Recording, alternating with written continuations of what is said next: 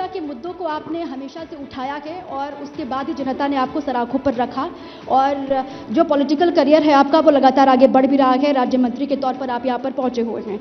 इस सेशन का नाम है सर उड़ान, और आपके पॉलिटिकल करियर को तो लगातार उड़ान मिल ही रही है जैसे कि आपने भी बताया, लेकिन बुंदेलखंड की धरा से ही आप आते हैं, बुंदेलखंड में ही आपकी मौजूदगी है, तो यहाँ बुंदेलखंड को उड़ान क्या आप दे पाए हैं? आपकी डबल इंजन की सरकार दे पाई है? अगर उड़ान नहीं तो कम से कम पंखों का इंतजाम आपने किया है क्या? विशेष रूप से मैं कह सकता हूं कि 2014 के बाद हम लोगों ने जो प्रयास किए हैं वो आज प्रयास सारे सफल हुए हैं। चाहे जो हम 2096 में 98 में लोकसभा में उठकर बोलते थे, खड़े होकर बोलते थे कि हमारे बुंदेलखंड क्षेत्र को एक बुंदेलखंड एक्सप्रेसवे मिलना चाहिए। उस समय डकैती बहुत समस्या थी, डकैती समस्या समाप्त होना चाहिए और हमारे यहाँ एक झांसी से लेकर कानपुर तक 4 लाइन है, उसमें एक कालपी का भाग था, वहाँ इतना जाम लगता था कि लोग परेशान रहते थे। उस इश्यू को हम लोग लेते रहे और किसानों से समस्या की जो भी समस्या हम लोगों के सामने आई, चाहे वो खाद से संबंधित हो, उन इशू को भी हम लोग बड़ी जोरदारी के साथ लोकसभा में उठाते रहे हैं और उनका आज निदान भी हुआ है। जाम की समस्या अगर आप कह रहे हैं, महोबा में अभी भी वही कंडीशन है, अभी भी लोग परेशान हैं। जाम की समस्या से निजात कहां मिला है आपको लगता है? देखिए, एक समय वो था कि आदमी जब झांसी से कानपुर या लखनऊ के लिए जाता था तो उसे 100 बार सोचना पड़ता था कि हमें कालपी में कितना समय लगेगा, 1 घंटे, 2 घंटे, 3 घंटे, यहां तक कि जब तक कोई फोर्स के आदमी अगर सहायता न करें तो लोग निकल नहीं पाते थे। आज आप लखनऊ से झांसी आना हो, फर्राटे के साथ चले आइए, आपको पता नहीं चलेगा कि कब हम झांसी पहुंच गए। तो मेरे जहन में ये चलता है कि आपने भी सोचा था, आपका राजनीतिक करियर है इतना लंबा, आपने कांग्रेस का दौर भी देखा है, क्या यहाँ की जनता एक साथ इतने लोगों को जिता करके अनएक्सपेक्टेड वे में डबल इंजन की सरकार बना देती है? ये क्या सोचा होगा? बिल्कुल। तो जब यहाँ की जनता अपने हर एक खांचे से आप लोगों को इतना भर के प्यार दे सकती है, क्या उम्मीद नहीं कर सकती है कि ये जो जाम की समस्या या छोटी बड़ी समस्या उसी रफ्तार से दूर हो? हाँ, उसी रफ्तार से हम लोग लगे हैं, दूर कर रहे हैं। और विशेष रूप से मैं कह सकता हूं कि मैं भारतीय जनता पार्टी का कार्यकर्ता हूं और भारतीय जनता पार्टी की सोच ही रहती है कि वो जनता के लिए काम करें, देश के लिए काम करें, प्रदेश के लिए काम करें, उसकी प्रगति के लिए काम करें और उसी के लिए हम लोग काम कर रहे हैं। और भानु प्रताप जी, देखिए ये बात तो बहुत हो गई, आपने कहा कि यहाँ के विकास को लेकर, क्योंकि यहाँ पर जो भी आ रहा है, इससे पहले विधायक भारतीय जनता पार्टी के आए थे, एमएलसी आए थे, उन्होंने भी इस बात का जिक्र किया कि विकास लगातार निरंतर हो रहा है और विकास का ही नतीजा है। विकास अगर सरकारें करेंगी तो दोबारा से जनता सत्ता पर उनको बिठाएगी भी। लेकिन 2019 के बाद अब 2024 की लड़ाई है सर सामने। 2024 में आप लोग ये दावा कर रहे हैं कि 80 की 80 सीटें आपको जीतनी हैं। उस लिहाज से आपकी तैयारी आपको क्या नजर आती है और यहाँ रिस्पांस किस तरीके का आपको मिल रहा है पूरे यूपी भर से?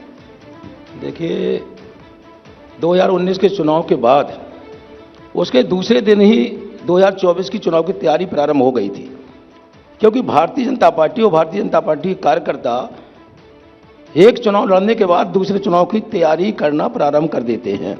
ये तो पता आपने देखा होगा किस तरीके से। हमें तो दिखता भी नहीं, उससे पहले भी तैयारी हो जाती है। हम लोग तो खबर पढ़ते रहते हैं, एक ब्रेकिंग पे दूसरी ब्रेकिंग ही आती है। एक बैठक यहाँ चली, एक बैठक वहां चली और उससे पहले पता चलता है कि उस बैठक का मुद्दा पत्रकारों से पूछते हैं, पता लगता है कि और आगे के चुनाव की रणनीति है। ये तो हम लोग जानते हैं। तो राजनीतिक पार्टियां जो है उन्हें ये काम करना ही चाहिए, वो तो बहुत उन्हें चुनाव की तैयारी करना चाहिए, जनता के सुख दुख में भाग लेना चाहिए। और विशेष रूप से मैं कह सकता हूं 2019 के चुनाव के बाद पहले ही सत्र में जो वर्षों से समस्या थी देश के ऊपर, जिसे भारतीय जनता पार्टी अपने घोषणा पत्र में हमेशा कहती रही है कि 370 का नाम समाप्त करेंगे और उसे किया है कि इतना बदला है जितना जैसा आप चाहते थे। आपका बुंदेलखंड जितना जिस तरीके से बदलना चाहिए था वैसे बदला है? बिल्कुल है। यहाँ सच्चाई के साधन के लिए केन बेतवा में पैसा प्रोजेक्ट काम प्रारंभ हो गया इतनी है। सारी जल बांध जीवन मिशन, परियोजनाएं, जल जीवन मिशन के लेकिन अंतर्गत बिजली सारी कहीं और चीजें कहते जाती हैं, है। बिजली में सारी यहीं से चीजें- निकलने वाले खनन की बात होती है, लेकिन जनता गरीब रह जाती है। जल शक्ति मंत्रालय का आभार जिसके पास है वो भी वहीं से आते हैं। अगर उत्तर प्रदेश की भी बात कर ले वो भी उरई से हैं, स्वतंत्र देव सिंह जी। लेकिन देखिए बावजूद ये इसके योजनाएं, ये जो योजनाएं हैं उनका क्रियान्वयन करने में कुछ तो समय लगता है। कितना समय और लगता है? आज दूसरा ये ये बताइए है आप। जिस गांव में ये कार्य चल रहा है उस गांव के लोगों को रोजगार भी मिल रहा है। दोनों इस योजना मंत्री के हैं माध्यम से आपके रोजगार जालौन मुहैया भी से। कराई जा रही है आपसे। और पानी, एक बात बताइए, कोई डेडलाइन होगी, कोई समय सीमा होगी, कार्य पे प्रगति पर है, हम समझ रहे हैं, लेकिन इतनी तो टेक्नोलॉजी आ गई है कि आप कहें कि हाँ ये काम हम इस समय पर खत्म कर देंगे, यहाँ की जनता को पानी की प्रॉब्लम से मुक्ति मिलेगी, यहाँ की जनता महोबा अगर जाम में 4 घंटे फंसते वहां से मुक्ति मिलेगी। कोई डेडलाइन तो बताइए। नहीं, विशेष रूप से हम लोग करेंगे। महोबा में तो हम लोगों ने वो देखी है, दिन सूखे की स्थिति आती थी, हमारे पुष्पेंद्र जी जो सांसद हैं उन्होंने प्रधानमंत्री से प्रार्थना की कि कम से कम पानी की व्यवस्था करा दी। तो उन्हें पूरी एक ट्रेन भर के, वो भी भर के सीधी महोबा भेज दी गई थी। वो महोबा न जाके झांसी खड़ी रही, वहां नहीं पहुंची थी। 2015 में हम लोग चिल्लाते रहे, किसी ने नहीं सुनी, लेकिन केंद्र ने बागी तो गाड़ी तो भेज दी, लेकिन झांसी में पानी फैला दिया गया। अगर वो पानी जाके महोबा पहुंच गया होता, तालाब में उन्हें पहुंचा दिया जाता, जनता को करते तो निश्चित उसका लाभ मिलता।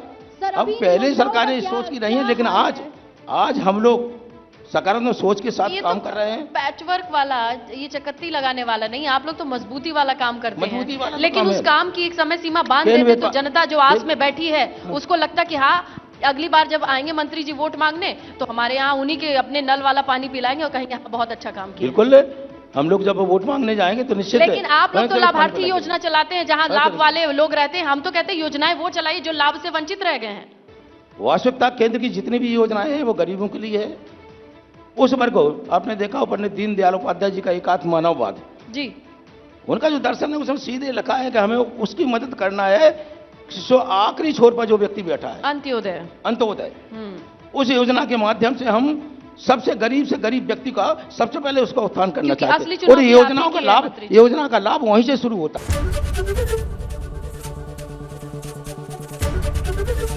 एबीपी गंगा, खबर आपकी, जुबान आपकी।